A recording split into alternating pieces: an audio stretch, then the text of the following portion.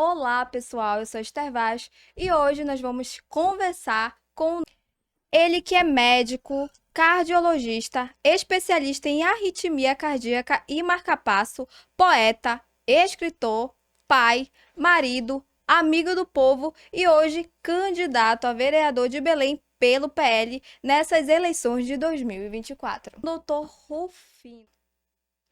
Doutor, seja muito bem-vindo, tudo bem? Tudo bem, graças a Deus. Estamos nessa entrada, no meio de uma caminhada, né, dessas eleições e a gente pretende, com nosso esforço e com nossa dedicação, chegarmos no dia 6 de outubro, eleito pela população de Belém. Então, vamos começar. Conta um pouco pra gente da sua história. Como foi a sua caminhada até aqui? A caminhada para vereador, ela começa bem lá atrás. Nós já temos outras eleições que nós participamos. E nessa caminhada nós fomos adquirindo conhecimento da população, conhecimento do dia a dia da vida. E essa experiência ao longo do tempo, com a minha profissão, nos levou a pensar em se candidatar. Obviamente que a candidatura ela é um exercício momentâneo, periódico de qualquer político, né? Eu não vou me tornar um político profissional, vou continuar na minha profissão e vou continuar também com a política, que eu sei fazer, eu sei determinar e eu sei direcionar. Então, o senhor meio que respondeu aí a pergunta que eu ia fazer, né? Da sua transição da medicina para a política. E aí, conta um pouquinho mais pra gente, né? O que levou o senhor a se candidatar a vereador de Belém? É, na verdade, não adiantamos. Na verdade, o que a gente tem deixado bem claro para os nossos pacientes, que graças a Deus nós temos um volume muito grande, que nós não vamos trocar a medicina pela política. Nós não vamos fazer isso porque a minha profissão de coração é a medicina e a cardiologia. Nós estamos dividindo o tempo.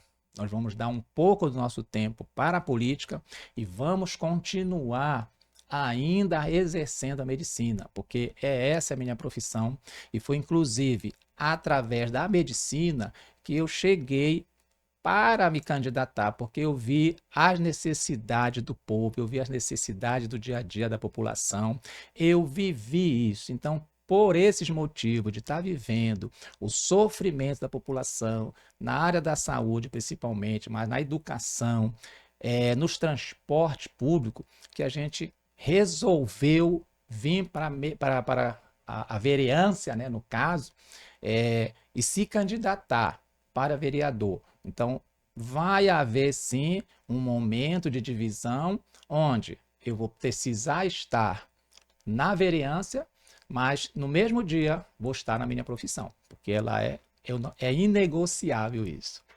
Então, vamos abordar agora alguns temas, né, para deixar mais claro para os telespectadores as suas ideias, para melhorar a qualidade de vida na nossa população. Vamos começar por um tema que o senhor conhece muito bem, que é a saúde, que a gente vai. Quero que o senhor fale um pouco mais sobre a saúde. Quais são as suas propostas para a área da saúde? Olha, nós como vereador, nós propomos leis e nós fiscalizamos essas leis e fiscalizamos também o prefeito. E que nós temos visto andando pelos hospitais, andando pelas unidades básicas, é um verdadeiro abandono. Então, as nossas propostas, elas vêm de encontro para facilitar a vida da população, para facilitar a vida do cidadão. Entre essas, é fiscalizar como estão o uso dessas unidades, as unidades básicas, os hospitais, como a população está sendo tratada, os recursos que são alocados, se estão sendo bem empregados, se esses recursos não têm desvio, não tem corrupção. Isso é um fator importante, isso é uma função do vereador. Fiscalizar, e nós vamos fazer isso. Nós também temos projeto para a saúde básica. Na medicina, basicamente, você trabalhar com prevenção é muito mais fácil, é muito mais barato e evita muito mais doenças. Então, a prevenção vai ser a base. Nós temos projetos de prevenção, de melhora de qualidade de vida, de melhora de situação de vida, fazer com que as pessoas que já estão doentes sejam melhor atendidas no dia a dia e sejam melhor usados recursos para essas pessoas. E para aquelas que não estão doentes, a prevenção. Temos muitas coisas a fazer na cidade que pode levar uma qualidade de vida melhor e evitar doenças, né? Exercícios, praças bem limpas, com atividade física orientada. Nós podemos levar para as escolas, porque lá na base, lá no estudo fundamental, que começa tudo. E se nós começamos isso lá na base, nós vamos conseguir, por futuro, uma população mais saudável, uma população mais enriquecida e muito mais aprausível, com qualidade de vida muito melhor. Então, o nosso projeto vem diretamente na qualidade de vida, tá? Combater a doença, mas acima de tudo, fazer prevenção. O senhor já falou um pouco aí de educação, né? Então vamos falar de educação. Como o senhor pretende contribuir na melhoria da educação? Primeiro, nos recursos para a educação.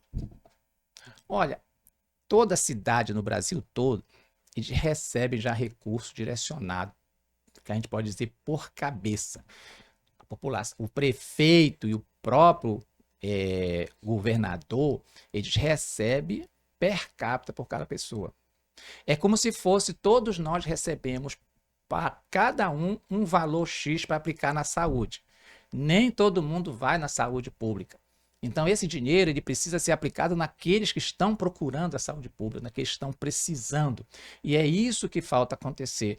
A fiscalização, né, do vereador, para que esse dinheiro que já vem pactuado, não é coisa de, olha, vamos conseguir alguma coisa. Não, ele já está pactuado pelas leis federais. Então, ele só precisa ser bem aplicado. E tem muito dinheiro. Vem o dinheiro correto, porque se você coloca 1.000 pessoas que vêm um valor X para ser saúde pública, você vai ter 30%, 40% que vão estar usando. E aqueles outros 60%, aquele dinheiro precisa ser aplicado nesses e nas próximas pessoas que vão ser, estatisticamente, nós podemos fazer isso. Hoje tem as estatísticas, nós temos que ver pessoas que estão adoecendo mais, de que está adoecendo mais, qual o período que adoece mais. Então, tudo isso é facilmente, através da estatística, fazer a alocação do dinheiro para que aquele momento seja oportuno e aplicável para que a população não sofra mais. É o caso das pandemias, o caso das nossas gripes sazonais, que a gente tem um momento, principalmente aqui no Pará, de momentos que a gente tem muito estado de gripe. Então, preventivamente, devia ser aplicado medidas para que, quando chegasse o período, a população sofresse menos e fosse melhor atendida. Alunos e professores.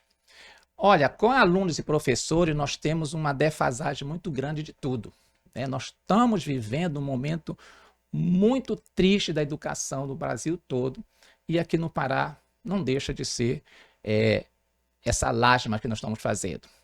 O aluno, se nós pegarmos o nosso currículo de 30, 40 anos atrás, é a mesma coisa. Isso já devia ter sido mudado, né?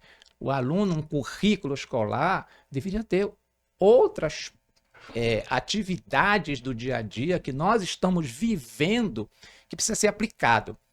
Educação financeira. A criança devia estar aprendendo, sabe, tudo que é educação financeira, o que é cheque, o que é contra-cheque, o que é olerite, coisas que não se fala mais, mas se a pessoa aprender, ela passa a entender ao longo da história tudo isso que nós já vivemos. Quais as moedas que nós já tivemos. Ela começa a entender e ela começa a saber o valor do dinheiro, porque o pai trabalha e a criança precisa entender isso, ela precisa saber aplicar o dinheiro, e vem da escola, vem do pai, vem da mãe. Esse é um currículo que precisa ser mudado, não só educação financeira, a educação política. As pessoas não estão dando mais valor na política, mas nós tínhamos a educação moral e cívica, que a gente aprendia o que era um vereador, o que ele fazia. Hoje isso não tem mais. Isso é fundamental. A política está em tudo que nós podemos viver. Eu costumo dizer que a política está do papel higiênico que a gente usa ao melhor carro, melhor hotel, melhor iate que a gente pode comprar, que a população pode comprar. tudo tem política. Você pode até não gostar de política, tudo bem, mas você não conhecer a política é totalmente diferente. A gente tem que fazer a diferença da política partidária. Somos nós que nos candidatamos, né? Isso é política partidária. A política do dia a dia é a nossa vida. Você vai ali no canto comprar um picolé, tem política. Se você vai na feira comprar os seus insumos para o dia a dia, tem política. Então a política está em todo lugar. Você pode até não gostar. E principalmente da política partidária, que realmente precisa ter uma certa resistência da política partidária, porque ela é chata, ela é agressiva e ela é muito corruptiva. Então, por isso que muita gente, quando fala em política, ele mistura a política partidária com a política da vida dele. Então ele diz, eu não gosto de política, porque lá vem esses políticos. Não é assim. Nós precisamos discutir política com os nossos filhos, com as nossas filhas. Nós precisamos discutir política com os adolescentes, precisamos aplicar essas políticas nas escolas. Tá? Nós precisamos ensinar nossos filhos a prática do esporte. A escola deixou de fazer esporte. Eu sou de um tempo que a gente tinha nas escolas, nós tínhamos Olimpíadas entre as escolas, disputa de jogos. E era uma coisa interessante que a gente vivia o nosso colégio, a proteção do nosso colégio, a gente disputava aquilo, era muito importante, hoje a gente não vê mais. Nós tínhamos a Olimpíada de Matemática, porque era importante, as escolas participavam, e os melhores alunos. Isso era meritocracia, porque o aluno estudava na sua escola e ele, com as melhores notas, iria representar o colégio. E quem que não queria representar o colégio? Então, isso serviria de base para quê? Para que os outros passassem a estudar mais. A meritocracia é essa. Nós tínhamos a meritocracia da passagem. Você tinha que ter média para passar. Não tinha média, era reprovado. Eu conheço muitas pessoas que reprovaram, foram reprovadas, e hoje são bons profissionais, porque isso serviu de lição. Hoje, lamentavelmente, nós temos hoje os gestores dando uma canetada, esquecendo os índices, né, de aprovação e simplesmente passando todo mundo, porque não empregou direito, não fez o dever de casa com os alunos, e aí quer para melhorar dizer, olha, todo mundo passou, toma aqui, canetada. Então isso não pode. Isso precisa ser mudado. Então, o aluno, ele também está dentro da escola muito abandonado. A própria escola, com a estrutura que está, sem aprazível, não faz o aluno não participar. O professor, a gente adiantando, são casados. Um professor que não é valorizado, um professor que não tem o seu salário atualizado, ele tem que fazer jornadas múltiplas para ganhar um pouco mais para manter a sua família. Então, nós precisamos valorizar esse professor para que ele possa parar mais nessas escolas, para que ele possa se interagir melhor com os alunos, que ele possa se dedicar mais ao aluno naquela escola. E aí, o aluno vai ter benefício. O professor que sai, vem 2 horas para dar uma aula de matemática aqui nesse colégio, daqui a pouco ele diz, olha, eu tenho que ir daqui a... Ele já está correndo, ele já chega, como diz Costa, né? E ele já entra na escola para sair. Ele não tem mais aquela parada para relaxar. Lógico, isso depende muito de cada profissional. Mas a gente sabe que é difícil um profissional, seja por melhor que ele seja, ele ter que faturar para a vivência da tua família, da família dele, ele tem que estar saindo de um local para outro, se deslocando num trânsito desse muito difícil e fica muito complicado para esse professor ser um bom professor. E agora vamos falar um pouquinho, né, de segurança nas escolas. Infelizmente nós estamos atravessando nas escolas de hoje, né? Uma falta de segurança muito grande, né? As estruturas escolares são antigas, não foram modernizadas e os alunos, eles estão à mercê, lamentavelmente, de tráfico, de bandidos, né? Então nós precisamos encontrar soluções para esses momentos, para esses alunos, para a proteção da base da humanidade que são as nossas crianças. Então, se a gente não encontrar essas soluções o mais urgente possível, nós vamos perder muitas dessas nossas crianças. E aonde estão as soluções? Né? Nós já temos a guarda municipal. Nós precisamos destacar esses guardas municipais para que eles possam viver o dia a dia das escolas e passar a serem conhecidos pelos pais, pelos alunos, e eles conhecerem também os pais e os alunos. Isso é muito importante. Isso traz também a minha vivência do colégio, que uma vez eu fui fazer uma. Nós antigamente só fazia pesquisa, na verdade, nas bibliotecas, né? E nós saímos um grupo de 3 colegas para fazer uma pesquisa na Biblioteca Central, lá no comércio. E a gente chegando lá perto, nós fomos abordados por um guarda. E ele chegou e disse: Ó, o que é que vocês estão fazendo aqui? Que vocês são lá dos Jurunas. Que ele sabia que, porque os colégios, eles conheciam pela própria emblema do colégio, já sabiam. E a gente, não, nós vamos fazer uma pesquisa lá na Biblioteca Central. Aí, tá, pode ir. Então, hoje a gente já não vê mais isso. E é preciso ter isso. A polícia, de um modo geral, para proteger tanto a guarda municipal como a polícia militar, a polícia civil, essas pessoas têm que estar atentas com esses alunos, porque, na verdade, ver esses alunos fora do seu ambiente escolar, no momento de escola, é preciso abordar e perguntar o que está fazendo. Entendeu? Então a segurança vem daí. Quando você tem um guarda que você já conhece, ele já te conhece, ele já conhece teu pai, ele sabe os elementos que vão entrar, que vão sair da escola, e ele sabe os elementos que estão rondando a escola. Então acho que esse é um tipo de conduta que a gente poderia adotar, de colocar guardas direcionados para as escolas e não ficar fazendo rodízio, porque a pessoa passa a não conhecer ninguém, porque ela vai para uma escola, vai para escola. Não, se botar um guarda municipal ali, que ele possa estar conhecendo todos e as pessoas conhecerem eles, fica muito mais fácil. Então, essa segurança precisa realmente estar dentro da escola, porque nós estamos vendo as nossas crianças serem cooptadas pelo tráfico e isso acaba realmente trazendo muito prejuízo para toda a sociedade. Infelizmente, né? Vamos continuar falando de segurança. Sabemos que a área da segurança é um assunto muito sério. Hoje a gente tem muita insegurança, né, em alguns lugares de Belém, praças, em alguns pontos turísticos, né? E eu queria saber como a gente pode melhorar esse cenário, trazendo uma sensação de segurança para a nossa população. Bom, tudo começa com um profissional da segurança, né?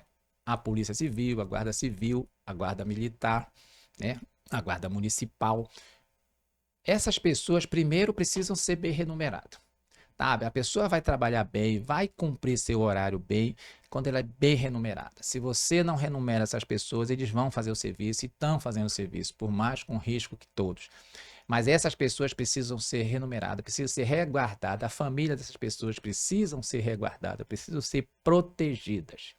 E isso é importante porque essa pessoa vai trabalhar mais tranquilo, sabendo que ele tem a família dele protegida, né, de qualquer tipo de ação, e ele vai ficar mais tranquilo, sabendo que a família está protegida e ele vai poder trabalhar mais tranquilo. Essas pessoas têm que ter equipamentos de proteção, essas pessoas têm que ter resguardo de judicial. Hoje um policial não pode mais fazer nada, que é tudo levado aos direitos humanos, já sai sendo processado, isso não adianta, né? Ele tem que ter autonomia também, a segurança. Hoje uma pessoa é presa e leva para uma delegacia e o cara sai sorrindo de lá imediatamente, porque o guarda levou ele sem camisa. Então, olha só a situação que nós estamos vivendo hoje com a segurança, né? Então, começa com a própria polícia não tendo segurança de manter uma pessoa presa. Isso é muito grave. Nós temos também as nossas praças que não têm estrutura para que o próprio policial se resguarde e possa proteger a população. Nós não temos um contingente de pessoas que possam proteger isso. Hoje mesmo, se você anda nas ruas, você vê que você não encontra mais guarda policial, o da CEMOB, você não encontra mais nas cunas. Você também, porque eles são a prevenção. Né? Eles não estão ali para multar, para te parar, ó, tá multa. Não, é para educar. Mas nem para isso, nem para multa, mas nós encontramos os guardas da CEMOB. Os guardas da Guarda Municipal, que é o contante da prefeitura, da município, a gente também já não encontra nas praças, nas escolas, né, nos pontos turísticos, nos pontos públicos. Então, o que fazer para isso, né? Então, você tem que ser sentado com os vereadores, sentado com o prefeito, com seus secretários e poder tirar uma política, uma estratégia de proteção da população de um modo geral. Então, isso é uma coisa que nós vamos fazer, nós vamos provocar a população, vamos provocar o prefeito para que a gente possa tirar a estratégia que proteja a população, proteja o indivíduo que quer ir para uma praça, que quer ir para um parque, que quer ir para uma atividade de lazer. Então, essas pessoas precisam ser protegidas e isso é feito pelo poder público. Continuando aqui, vamos falar agora um pouquinho de infraestrutura.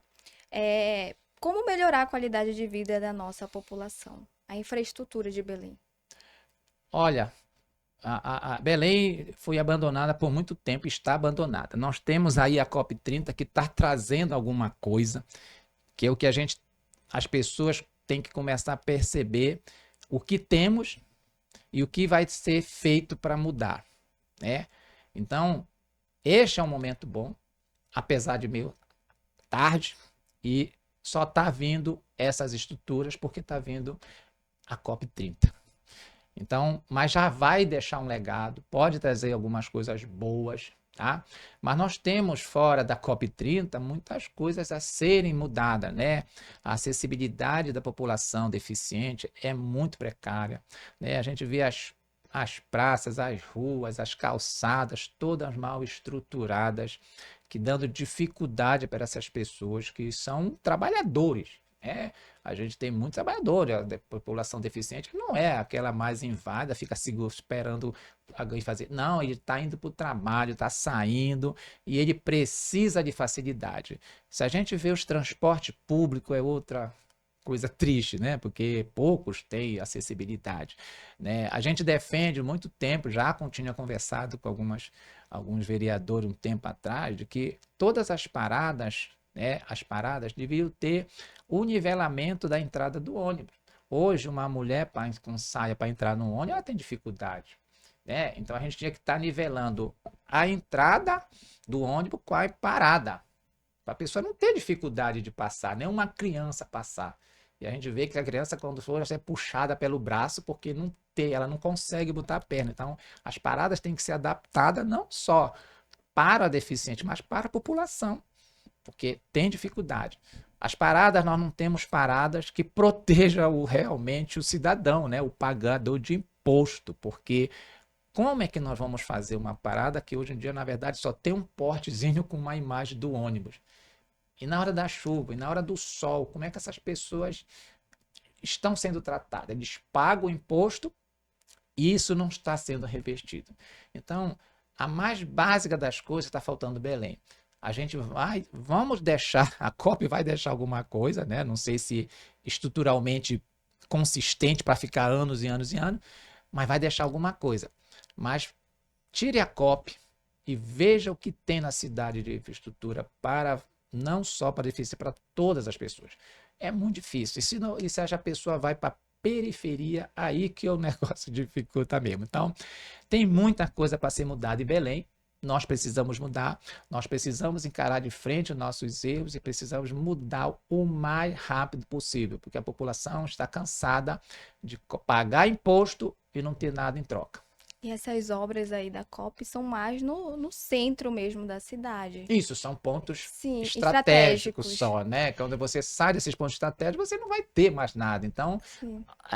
o vereador, eu como vereador, vou buscar essa infraestrutura principalmente para as periferias. Sim. É o que precisa. As pessoas da periferia estão abandonadas. E tanto é que está aí. A COP30 está fazendo só na parte estratégica de centro.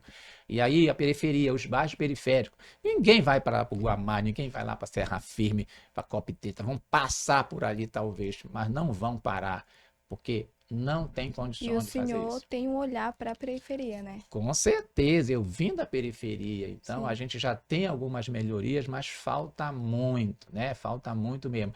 E não sei se a infraestrutura também ela carece de colocar esta cidade mais fria.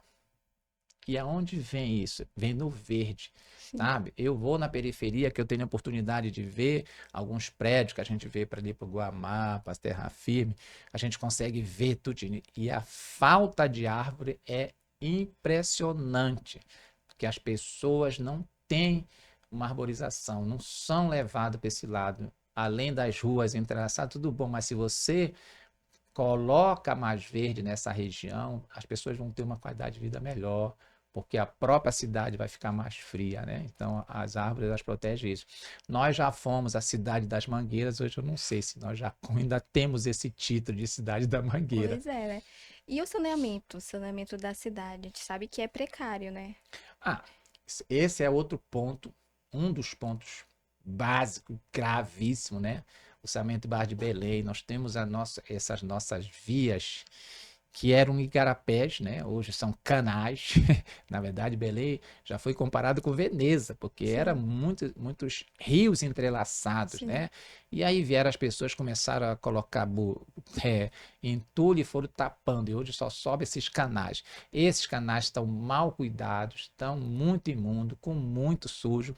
E aí o saneamento básico, ele não é só a poder público, vem também da educação básica, né? Uma outra coisa que eu esqueci de falar é justamente colocar lá no currículo o saneamento básico.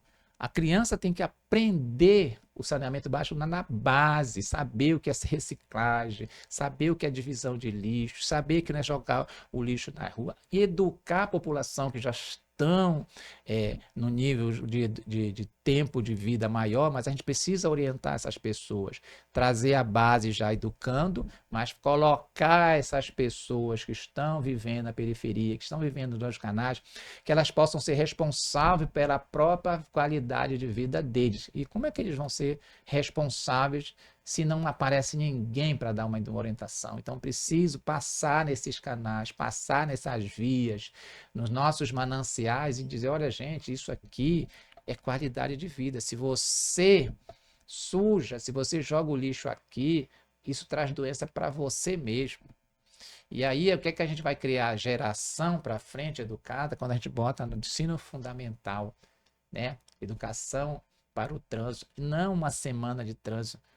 Educação do currículo tinha que ser desde a base, aprender com matéria de média, não passou, fica reprovado.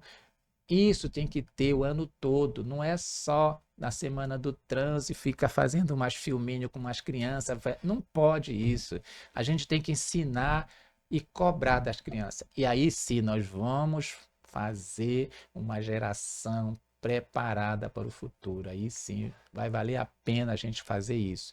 Senão, 30, 40 anos estamos batendo na mesma tecla e não mudou nada. Mas a gente vem aí no dia 6, eu tenho certeza que a população vai me colocar lá e nós vamos fazer essa mudança, nós vamos cobrar e nós vamos para cima, porque isso é o nosso dever, buscar a melhoria para a cidade de Belém. É isso, continuamos a nossa entrevista aqui com o Dr. Rufino e agora a gente vai para um tema que é muito discutido, é um tema transporte. E a gente sabe que o transporte público aqui em Belém é horrível, né? É cheio, é sucateado, é quente.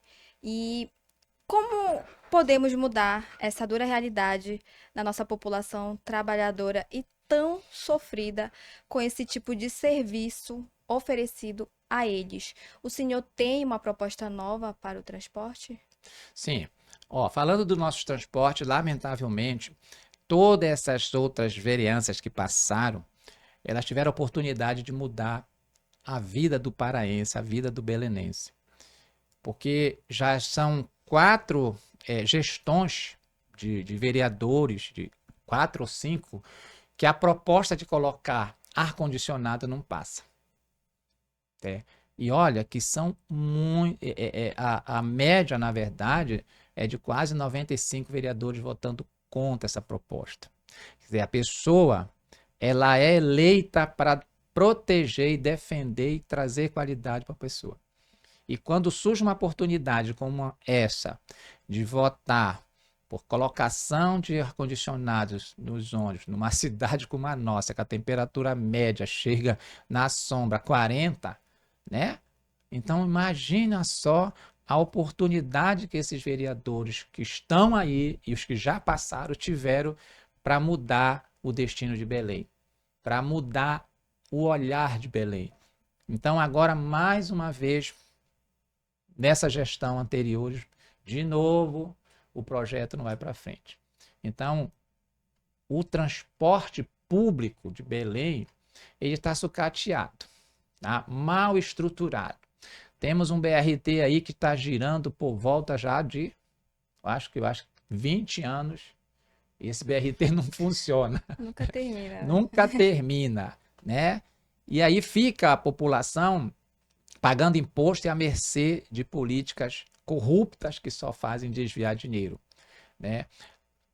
Se nós vamos por transporte privado, porque as pessoas não tendo um bom transporte público, elas vão ter que ir para o transporte privado. E aí é o que está acontecendo atualmente em Belém. Nós temos um engarrafamento monstruoso todo dia pela manhã, todo dia pela final da tarde, né? Tem pessoas já que realmente não sabem o que fazer, o combustível cada vez mais caro, mas eu acho que não é nem isso de combustível ser caro, mas sim a quantidade de pessoas, inclusive se endividando, né? Que tem que comprar um carro porque tem que trabalhar. Ela acaba tirando o dinheiro dela para pagar a prestação do carro porque, na verdade, ela não confia e nem quer participar, nem quer usar o serviço público que é de péssima qualidade. Então, nós temos que encontrar políticas também para essas pessoas. E como é que nós vamos encontrar política para o transporte privado, que é aquele que está se amontoando cada vez mais? E aí ele se atrapalha e atrapalha também o transporte público. Então, a melhoria do transporte público tem que ser perseguida a todo momento, né?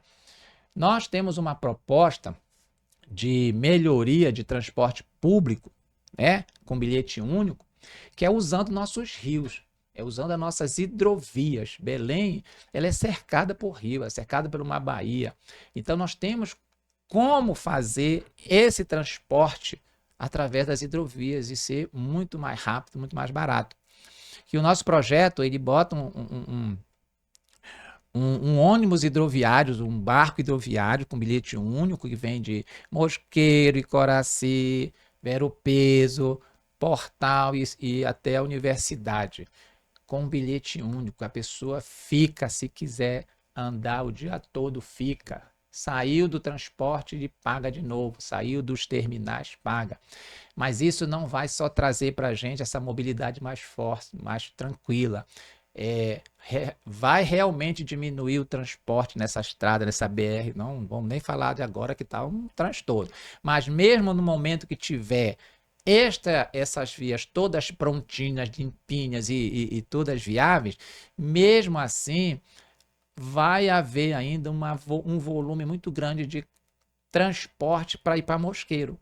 Então, o transporte hidroviário tiraria essa carga maior de pessoas. Ah, eu quero ir para Mosqueiro. Poxa, vai lá no terminal, pega o transporte hidroviário, vai até Mosqueiro, passeia, brinca, depois volta. Transporte hidroviário de qualidade, rápido, porque nós temos as nossas vias de transporte hidroviários limpas, grandes, amplas, né? E que daria para fazer tranquilamente isso aí. Então, nosso projeto um dos nossos projetos é esse, que a gente possa colocar no dia a dia da população esse transporte que ainda vai dar visibilidade turística para nós.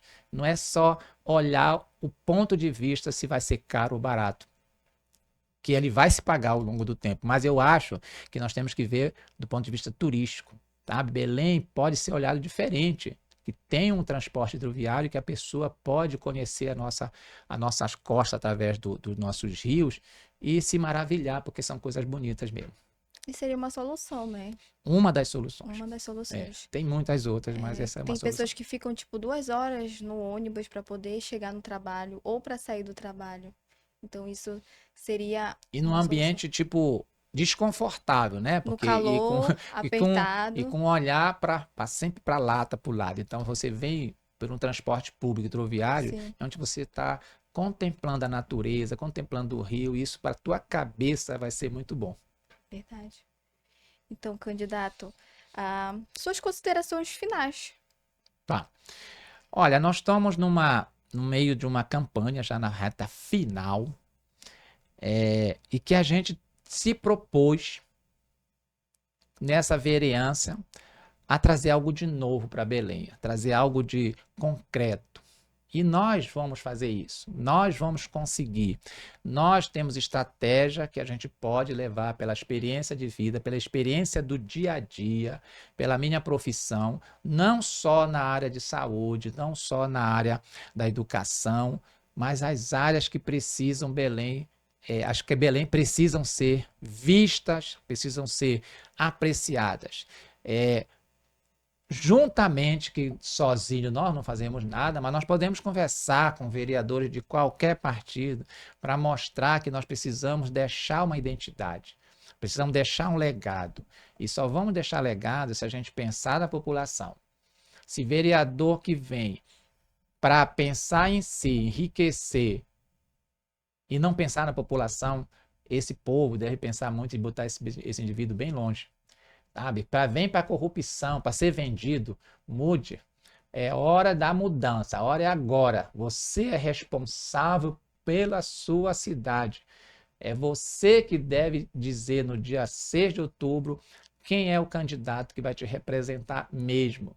E não aquele que está mais popular e que está te comprando voto. Por sinal, a pior coisa de uma população é a venda do voto.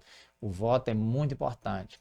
E você que está votando sequencialmente nulo ou votando em branco, de se eximir da responsabilidade, na verdade, você é o mais responsável por essa situação. Porque teu voto podia ser num candidato que viesse a mudar o destino de Belém. Então, no dia 6, não vote em branco. Vote Dr. Rufino 22888. E é isso, candidato. Muito obrigado. Muito obrigada pela sua oportunidade. Foi um grande prazer entrevistá-lo. Sucesso e muita boa sorte. Eu agradeço e estamos sempre à disposição da população para levar para essa população o conhecimento que a gente adquiriu ao longo do tempo. Eu que fui estudante de escola pública toda a minha formação, sempre estudei escola pública, e o que eu quero é devolver um pouco disso, porque a escola pública é financiada por todos. E quando você estuda numa escola pública, você foi financiado. Então você tem que devolver isso para a população. E o que eu quero é devolver isso em conhecimento, em luta e em benefício. E é isso que eu vou fazer durante o meu mandato, que eu tenho certeza que no dia 6 de outubro eu vou estar eleito por essa população de Belém. Essa foi a entrevista com o Dr. Rufino. Obrigada a todos. Tchau, tchau. Tchau, tchau.